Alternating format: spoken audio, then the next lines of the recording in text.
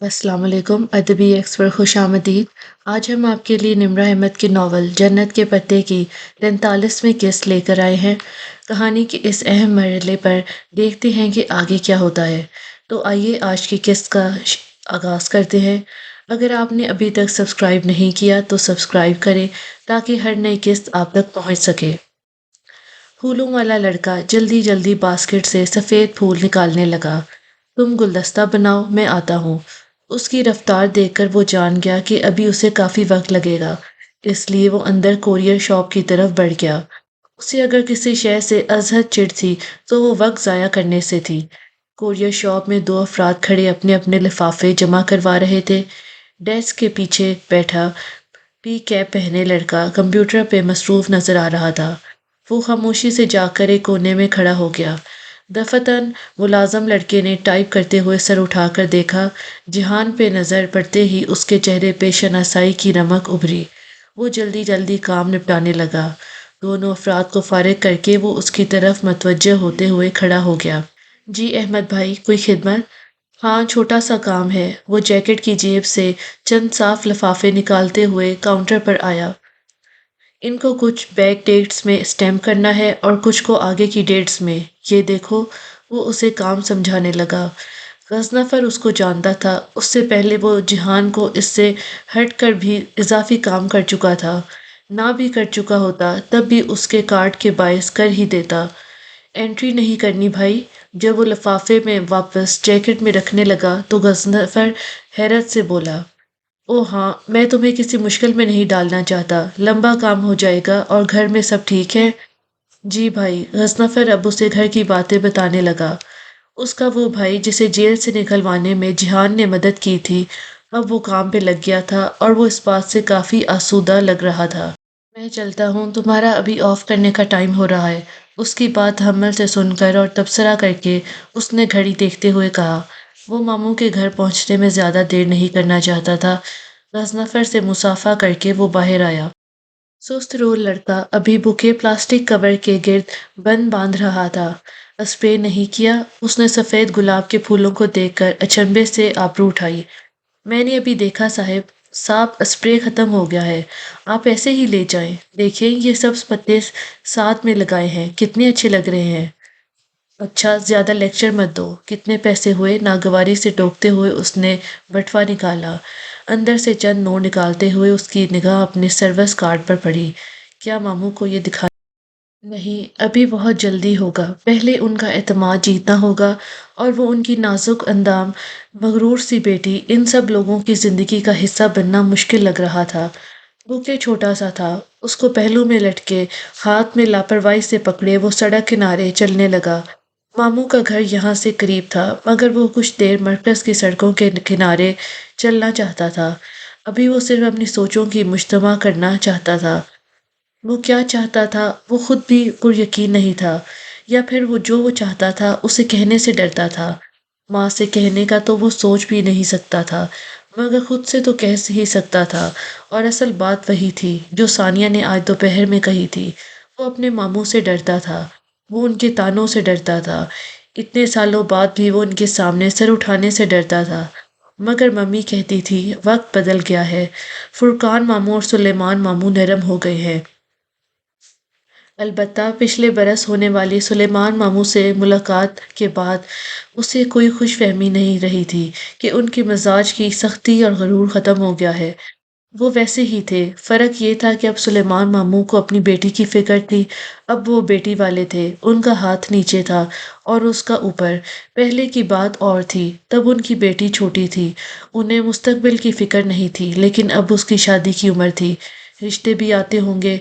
अब वो इस फर्ज से सबक दोष होना चाहते होंगे और उनकी पहली तरजीह उनका भांजा ही था। कोई भी अपनी खुशी से बचपन का निगाह नहीं तोड़ता। सुलेमान मामू से भी इसे ये उम्मीद न थी कि वो उस रिश्ते को ख़त्म करना चाहते होंगे, ना वो खुद चाहता था। लेकिन निभाना, यही आकर वो रुक जाता। ये रिश्ता निभाना बहुत मुश्किल था। वो ऐसी छोटी सोच का हामिल आदमी तो था नहीं कि पुराने इंतकाम लेने के लिए उनकी बेटी को लटकाए रखता। ये भी ठीक था कि वो उनसे मिल ले ताकि दोनों फरीकैन देख लें कि रिश्ता चल सकता है या नहीं। اگر اسے محسوس ہوا کہ وہ نبھا سکتا ہے تو وہ ممی کو آگاہ کر دے گا، اور اگر اسے لگا کہ وہ نہیں نبھا پائے گا تو وہ پھر اسی مقام پر آ کر رک گیا۔ ممی ہرٹ ہوں گی، یہ وہ آخری چیز تھی جو وہ نہیں چاہتا تھا۔ اتنے سال اگر اس نے جان بوجھ کر ماموں کی فیملی سے لا تعلقی اختیار کیے رکھی تو اس لیے کہ دور اندر وہ رشتہ نہیں چاہتا تھا۔ سڑک کنارے سر جھکا کر چلتے ہوئے اس نے خود سے سچ بولنے کا فیصلہ کر ہی لیا۔ وہ خود ہی یہ رشتہ نہیں چاہتا تھا۔ اس کی ساری بے رخی، لا تعلقی اور اعراض برتنا سب لاشعوری طور پر اس لیے تھا کہ وہ لوگ تنگ کر آ کر خود ہی یہ رشتہ ختم کر دے اور وہ ماں کو دکھ دینے کے بوجھ سے آزاد ہو جائے۔ یہ الگ بات تھی کہ یہ خود کو دھوکہ دینے کے علاوہ اور کچھ نہ تھا۔ جو بھی یہ رشتہ ختم کرے ذمہ دار تو وہی ہوتا، اس کے خشک رویے کے باعث ہی یہ رشتہ۔ لیکن وہ لوگ اس سے اور کیا توقع؟ کس نے کہا تھا انہیں کہ وہ اپنے چھوٹے چھوٹے بچوں کا رشتہ طے کر دیں؟ اسے کبھی کبھی ان سب ذمہ واران پہ ازحد غصہ چڑھتا تھا۔ ممی پہ البتہ نہیں چڑھتا، کبھی بھی نہیں۔ وہ صرف اپنے بھائیوں کے ساتھ تعلق قائم رکھنا چاہتی تھی۔ انہوں نے جو کچھ کیا بس رشتے بچانے کے لیے ہی کیا۔ وہ جان بوجھ کر ماں کو شک کا فائدہ دے دیا کرتا تھا مگر ماموں کو نہیں۔ بے انصافی تو ہے بے انصافی۔ بہت دیر وہ سڑکوں پر بے مقصد چلتا، سوچوں میں گھلتا رہا۔ وہ ابھی ان کے گھر نہیں جانا چاہتا تھا مگر ماں کے سامنے اس کے میں ابھی ذہنی طور پر تیار نہیں، اور یہ بہت جلدی ہے، مجھے سوچنے کا وقت دے جیسے بہانے نہیں چلتے تھے۔ اسے ایک دفعہ جانا ہی پڑے گا۔ گھڑی کی سوئیاں 10 سے اوپر آ چکی تھی جب اس نے خود کو سلیمان ماموں کے گھر کے بیرونی گیٹ کے سامنے کھڑے پایا۔ گیٹ بند تھا، اندر گھر کی بتیاں جل رہی تھی۔ اس کی نگاہیں ساتھ والے گیٹ پر پھیلی۔ یہ فرقان ماموں کا گھر تھا۔ وہ پہلے ایک دن آ کر یہ گھر دیکھ گیا تھا اور پھر فیس بک پہ روہیل نے ان دونوں گھروں کے اندر باہر کی اتنی تصاویر لگا رکھی تھی کہ اسے اندرونی نقشہ بھی حفظ تھا۔ وہ ان دونوں وسیع و عریض اور خوبصورت بنگلوں کے سامنے سڑک پہ گویا کسی دوراہے پہ کھڑا تھا۔ اندر جائے یا نہیں، یا یہاں سے پلٹ جائے؟ اسے صرف ایک بہانہ درکار تھا اس گھر اور اس کے مکینوں سے دور بھاگنے کا۔ صرف ایک وجہ وہ ڈھونڈ لے اور واپس پلٹ جائے، لیکن کوئی وجہ تھی ہی نہیں۔ اسے اندر دفتن فرقان ماموں کے گیٹ کے پیچھے کھڑکا ہوا اور پھر بولنے کی آوازیں، پاس آتے قدم۔ وہ غیر اختیاری طور پہ تیزی سے ایک طرف ہوا۔ کالونی میں نیم اندھیرا سا تھا، گھروں کی بیرونی بتیاں بھی اس جگہ کو روشن کرنے میں ناکام تھی۔ وہ فرقان ماموں کے گیٹ کے داہنی طرف ایک گھاس سے بھرے جنگلے کے اوٹ میں ہو گیا۔ گیٹ سے فرقان ماموں چند افراد سمیت باہر نکل رہے تھے، شلوار قمیض میں ملبوس۔ وہ خوش اخلاقی سے اپنے مہمانوں کو چھوڑنے باہر آئے تھے۔ مہمان 3 مرد حضرات تھے جن کی کار سڑک کے پار ایک خالی پلاٹ کے سامنے کھڑی تھی۔ یہاں سے ذرا دور، نہ جانے کیوں ماموں اب ان افراد کے ساتھ باتوں میں مگن اسی طرف جا رہے تھے۔ پیچھے گیٹ کھلا رہ گیا تھا، گارڈ چوکیدار فی الوقت کوئی بھی نہ تھا۔ شادی قریب تھی سو مصروفیت نے ملازموں کو بھی۔ وہ اندھیری جگہ پہ دم سادے کھڑا فرقان ماموں کو دیکھتا رہا۔ دل میں ایک عجیب سی ہوک اٹھی تھی، پرانی باتیں پھر سے یاد آنے لگی تھی۔ اس نے بے اختیار سر جھٹکا اور جیسے امڑتی یادوں کو رفع کرنا چاہا۔ ماموں اب اپنے مہمانوں کی گاڑی کے ساتھ کھڑے ان سے کچھ کہہ رہے تھے۔ اسے یوں وقت ضائع ہونے پہ الجھن ہو رہی تھی۔ چند منٹ تو وہ کھڑا رہا مگر جب اسے لگا کہ ماموں اور ان کے مہمانوں کی گفتگو لمبی ہوتی جا رہی ہے تو وہ جنگلے کی عقب سے نکل آیا۔ وہ لوگ بہت دور تو نہیں تھے، البتہ ایسے رخ سے کھڑے تھے کہ کسی کا بھی چہرہ گیٹ کی جانب نہیں تھا۔ وہ فرقان ماموں کا سامنا کیے بغیر اندر جانا چاہتا تھا۔ کیا حرج تھا اگر وہ یوں ہی اندر داخل ہو جائے؟ فرقان ماموں کو متوجہ کرنا اور ان کے سوالات کا جواب دینا؟ نہیں، ابھی نہیں۔ بہت آرام اور آہستہ سے وہ کھلے گیٹ کے اندر چلا آیا۔ سردی بڑھ گئی تھی، لان خالی تھا، سب اندر تھے۔ اس نے گردن ادھر ادھر گھما کر درمیانی دروازہ تلاش کیا۔ وہ سامنے ہی تھا، اس پہ گھنٹی لگی تھی لیکن پہلے اس نے دروازہ دھکیلا۔ اسے جانا تو سلیمان ماموں کی طرف تھا سو ادھر رکنا بے سود تھا۔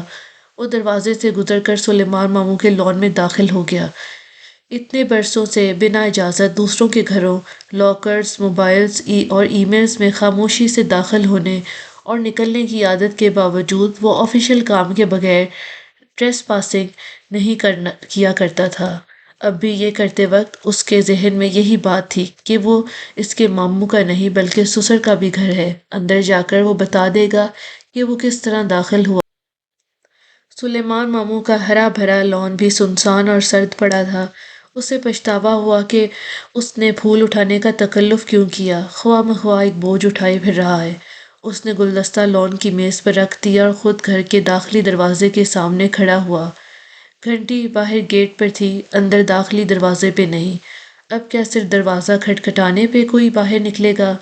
بہت تذبذب سے اس نے داخلی دروازے پہ دستک دی۔ البتہ وہ خود بھی جانتا تھا کہ اندر کمروں میں موجود افراد اس وقت یہ دستک نہیں سن پائیں گے۔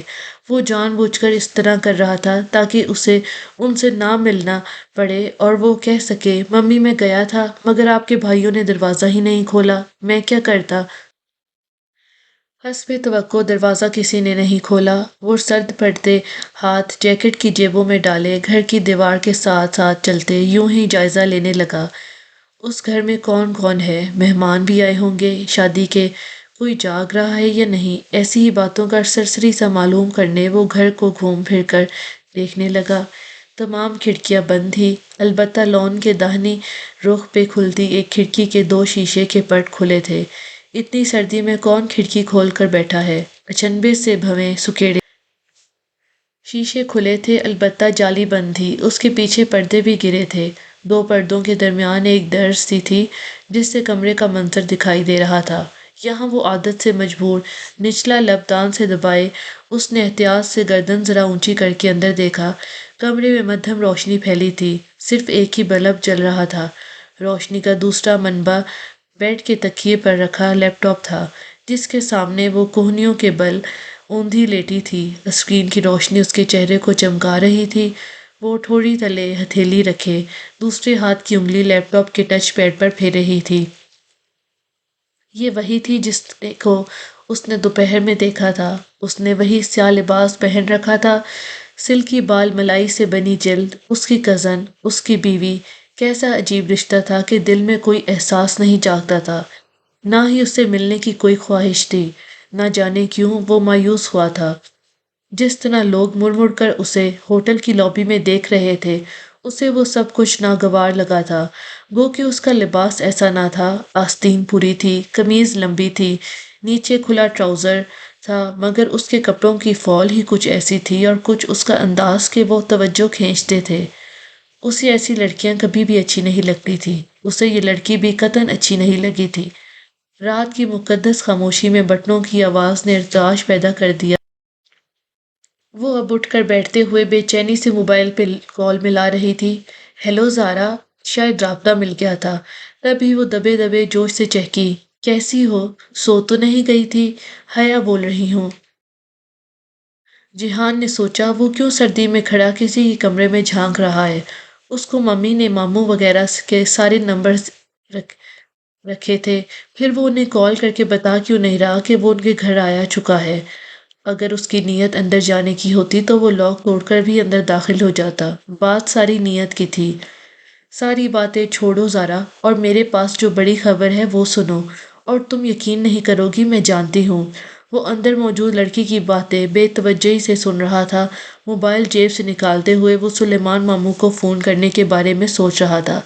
اس نے نمبر ملایا، پھر بند کر دیا، پھر ملایا، پھر بند کر دیا۔ کین یو بلیو اٹ زارا کہ مجھے یورپین یونین نے اسکالرشپ کے لیے سلیکٹ کر لیا ہے۔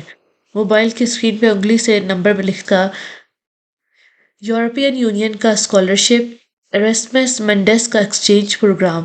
ابھی تھوڑی دیر پہلے وہ اپنی دوست سے جو گفتگو کر رہی تھی اس میں یہی نام اس نے لیا تھا۔ کیا وہ اسکالرشپ کے لیے کہیں جا رہی تھی؟ اس نے موبائل واپس جیب میں ڈالا، اس کی ساری حسیات اندر ہوتی گفتگو پر لگ گئی۔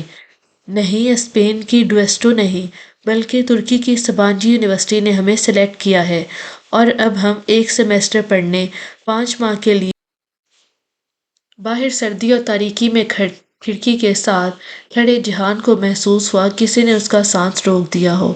ترکی، استنبول، 5 ماہ؟ اس نے بے یقینی سے پردوں کے در سے جھلکتے منظر کو دیکھا۔ اس کا دماغ جیسے سن ہو گیا تھا۔ وہ اب اپنے ہیڈ اسکارف پہ پابندی کے بارے میں بتا رہی تھی۔ اس کی توجہ پھر بھٹک گئی۔ اسے لگا اسے پیشانی پہ پسینہ آ گیا ہے۔ جیکٹ کی آستین سے ماتھا صاف کرتے ہوئے وہ ذرا پیچھے کو ہوا تو ساتھ میں لگے گملوں سے ہاتھ ٹکرایا۔ بے خیالی میں ہونے والے اس عمل سے گملہ لڑک گیا۔ نیچے گھاس تھی اس لیے وہ ٹوٹا نہیں، مگر پتوں کی ہلکی سی کھڑکھڑاہٹ بھی اندر سنائی دی۔ تبھی اس نے اس لڑکی کو چونک کر کھڑکی کی طرف دیکھتے دیکھا۔ وہ بہت احتیاط سے ایک طرف ہو گیا۔ وہ اتنی بے وقوف یا لاپرواہ نہیں تھی۔ اسے اب یہاں سے چلے جانا چاہیے، اس سے قبل کہ وہ پکڑا جائے۔ ابا نے مجھے کبھی اسکارف لینے یا سر ڈھکنے پہ نہیں مجبور کیا، تھینک گاڈ۔ وہ کھڑکی کی طرف نہیں آئی بلکہ سلسلہ کلام وہیں سے جوڑنے کہنے لگی۔ وہ دوسری دفعہ چونکا تھا۔ Thank God? اس بات پہ تھینک گاڈ کہ اس کے باپ نے کبھی اسے سر ڈھکنے کا نہیں کہا؟ عجیب لڑکی تھی یہ۔ چند لمحوں میں اس نے فیصلہ کر لیا کہ اسے کیا کرنا ہے۔ اسے اندر نہیں جانا، اسے ان لوگوں سے ابھی نہیں ملنا۔ اسے پہلے اپنی بیوی سے بات کرنی ہوگی۔ اسے ان سے ملنے اور ان کی اپنی طرف سے کوئی بھی امید دلانے سے قبل اس لڑکی کو جاننا اور اعتماد میں لینا ہوگا۔ یہ اس لیے بھی ضروری تھا کہ کسی نہ کسی طرح اسے ترکی کا اسکالرشپ حاصل کرنے سے روکنا ہے۔ اللہ اللہ، اگر وہ ترکی آ گئی تو وہ بری طرح سے پھنس جائے گا۔ اس نے گردن موڑ کر لان کی میز پر رکھے گلدستے کو دیکھا، پھر کچھ سوچ کر جیب سے لفافوں کا بنڈل نکالا۔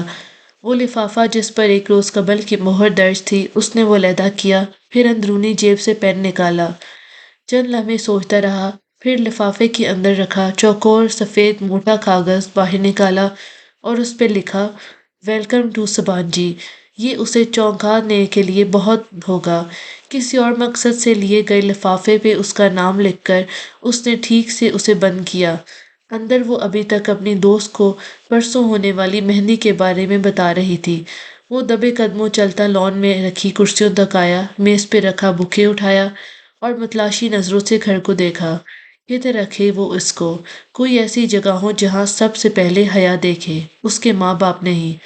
حیا، یہ نام اسے یہ گھر کے اندر رکھنا چاہیے۔ کچن کا ایک دروازہ عموماً باہر کی طرف کھلتا ہے، شاید وہ کھلا ہو۔ یہی سوچ کر وہ گھوم کر گھر کی دوسری طرف آیا۔ کچن کا بیرونی دروازہ بند تھا، لیکن ایک کھڑکی کی جو باہر کی طرف کھلتی تھی اس میں سے وہ یہ بوکے اندر رکھ سکتا تھا۔ کھڑکی اس طرح سے بنی تھی کہ باہر کی طرف شیشے کے پٹ تھے اور اندر کی طرف گرل تھی۔ گرل کا ڈیزائن کچھ ایسا تھا کہ وہ بوکے اس کے اندر سے گزار کر کاؤنٹر پہ رکھا جا سکتا تھا، لیکن اس کے لیے پہلے شیشے کے پٹ کو کھولنا ہوگا۔ اس نے بس 2 دفعہ کھینچا اور پٹ کی کنڈی اکھڑ گئی۔ دیسی چیزیں، خیر اسے صرف پھول اندر رکھنے سے غرض تھی۔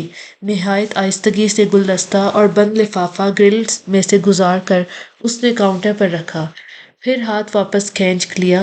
شیشے والا پٹ احتیاط سے صبح جو بھی پھول دیکھے گا لفافے پہ درج نام پڑھ کر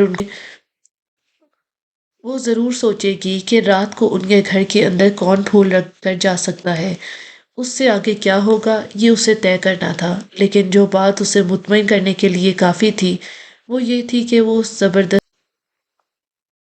ایک انچاہے مجبوری کے بندھن سے فرار کی مہلت میں چند دن کا اضافہ ہو گیا۔ اب وہ ممی کو کہہ سکتا تھا کہ وہ اس لیے اندر نہیں گیا کیونکہ ان کی بھتیجی ترکی آ رہی ہے، اور یہ بات ممی کو پریشان کرنے گھر سے نکلنے سے قبل کچھ سوچ کر وہ پورچ میں کھڑی گاڑیوں کی طرف آیا تھا۔ فریحہ نے گردن موڑ کر کچھ اچنبھے، کچھ نخوست سے اسے دیکھا۔ بولو، میرا خیال ہے ہم ادھر بینچ پر بیٹھ جاتے ہیں، پراعتماد سی سنجیدگی سے کہتے ہوئے اس نے ہاتھ سے سڑک کنارے بنی بینچ کی طرف اشارہ کیا۔ لڑکے، میرے پاس زیادہ وقت نہیں ہے۔ ٹھیک ہے، اب آپ میری بات سنیں۔ کندھوں کو ذرا سا اچکا کر وہ اس کے سامنے کھڑا کہنے لگا، آپ نے مجھے اب بھی کہتی ہوں، اور بہت جلد تمہیں اس جگہ سے نکلوا کر بھی دکھاؤں گی۔ اس نے ہلکی سی احتجاجیہ مسکراہٹ کے ساتھ کہا۔ لیڈی فریحہ، پناہ گزین کی اولاد ہونا بہتر ہوتا ہے۔ اپنے شوہر کے چھوٹے بھائی کے ساتھ تعلقات استوار کرنے اور ہر 2 روز بعد رات کے 12:30 بجے مکینک شاپ میں وہ کرنے سے جسے گناہ کہتے ہیں۔ اپنی زندگی میں پہلی دفعہ اس نے کسی گلابی سنہری سے انسانی چہرے کو سفید پڑھتے دیکھا تھا، ایسا جیسے کسی نے سفید پینٹ کر دیا ہو۔ فریحہ کا سارا خون ہی نچڑ گیا۔ اب آپ میری بات سنیں، مجھے اور میری فیملی کو اگر آپ نے یہاں سے نکلوانے کی کوشش کی تو میں آپ کے شوہر کے پاس چلا جاؤں گا، اور یہ مت سوچیے گا کہ وہ میری بات نہیں مانیں گے۔ میں ان کو وہ ثبوت بھی دکھاؤں گا جو میں نے اکٹھے کیے ہیں۔ یہ مت بھولیے گا کہ کیمرہ ہر گھر میں ہوتا ہے۔ فریحہ نے شاید کبھی نہیں سوچا تھا کہ وہ یوں پکڑی جائے گی۔ وہ اتنی ششت تھی کہ جو کہ جواباً کچھ بھی نہ کہہ سکی۔ وہ اسے یوں ہی ہکا بکا چھوڑ کر پلٹ آیا۔ اس کا اپنا دل بھی زور سے دھک دھک کر رہا تھا۔ بہت دنوں سے اس نے فریحہ کے سامنے خود پہ اعتماد قائم کیا تھا، اور یہ کیمرے والی بات تو ایک خالی دھمکی تھی۔ اس کے پاس کوئی ثبوت نہ تھا۔ سامنے کوئی مرد ہوتا تو رکھ کے بک جھک کر چلتا بنتا، مگر فریحہ کا غرور کچھ ایسے گھائل ہوا تھا کہ وہ سنبھل ہی نہ سکی، اور وہ دبی۔ پھر دوبارہ وہ کرامت بے کی دکان پر نہیں گیا۔ علی کرامت کے گھر جانا بھی اس نے ترک کر دیا۔ اس کی عزت نفس کو گوارا نہیں تھا کہ اب وہ ان کے گھر جائے، لیکن اکثر اسکول سے جاتے ہوئے بس اسٹاپ پر شٹل کا انتظار کرتے وہ علی کرامت کو اپنی ڈاکٹر ممی کے ساتھ آتے دیکھتا تو پھر کافی دیر ان کو دیکھتا رہتا۔ نقاب سے بھی ان کی آنکھوں کی مسکراہٹ اور نرمی چھپتی نہیں تھی۔ عمر حقان اکثر نخوت سے کہتا نظر آتا کہ اس کی چچی ایک بدصورت سیاہ فام عورت ہے، مگر جہان کو وہ عورت بہت خوبصورت لگتی تھی۔ مرہ جمیلہ، اس کی مرہ جمیلہ۔ اس نے بہت عرصے بعد بالآخر ایک دن وہ مرہ جمیلہ والا کارڈ ان کو دے ہی ڈالا۔ وہیں بس اسٹاپ پر کھڑے کارڈ پلٹ کر دیکھتے وہ بے اختیار ہنستی تھی۔ پھر بہت عرصے نہیں گزرا جب اس نے سنا نانا کی طبیعت خراب تھی۔ ممی کو اس خبر نے بے چین کر دیا تھا۔ وہ بار بار پاکستان فون کرتی، اسے نہ بتاتے، مگر وہ دروازے پلیز بھائی مجھے اس طرح سے منع مت کریں، میں ابا سے ملنا چاہتی ہوں، بس میں اور جہان آئیں گے، کسی کو پتہ نہیں چلے گا، پلیز آپ مجھے آنے دیں، وہ آنسو پوچھتی منت بھرے لہجے میں کہہ رہی ہوتی۔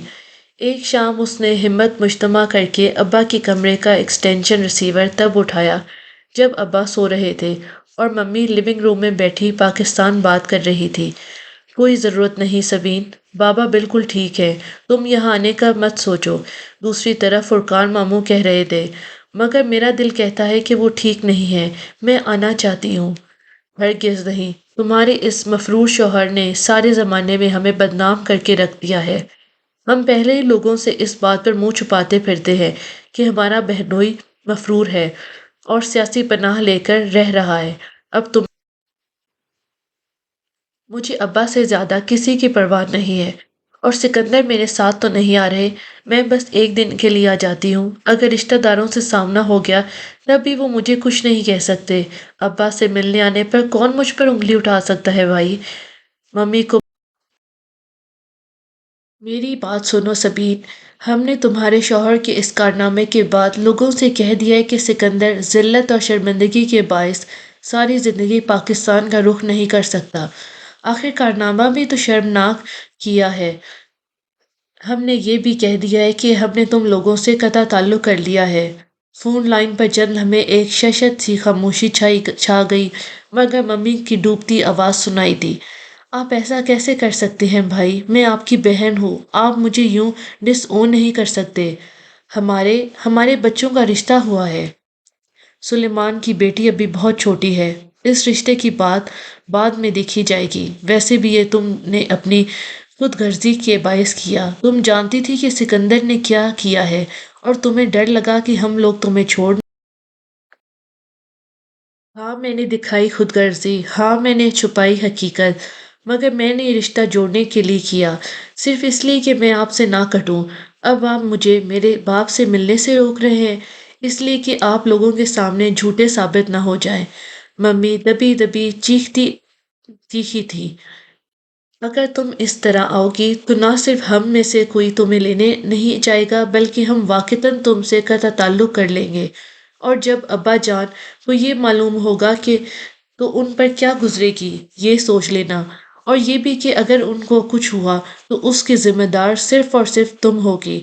بھائی، ممی کہتی رہ گئی مگر دوسری طرف سے فون رکھ دیا گیا۔ اس نے ممی کے ریسیور رکھنے کا انتظار کیا، پھر آہستہ سے فون رکھ کر باہر آ گیا۔ ممی صوفے پہ بیٹھی سر ہاتھوں میں دیے دبی دبی سسکیوں سے رو رہی تھی۔ اس نے ٹشو کے ڈبے سے دو ٹشو نکالے اور ان کے سامنے لا کر دیے۔ ممی نے پھیکا چہرہ اٹھایا۔ ممی، آپ ماموں کی بات نہ سنیں، ہم پاکستان ضرور جائیں گے۔ اگر وہ ہمیں لینے نہ آئیں گے تو ہمارے پاس ان کا ایڈریس ہے، ہم کیب کر کے ان کے گھر چلے جائیں گے۔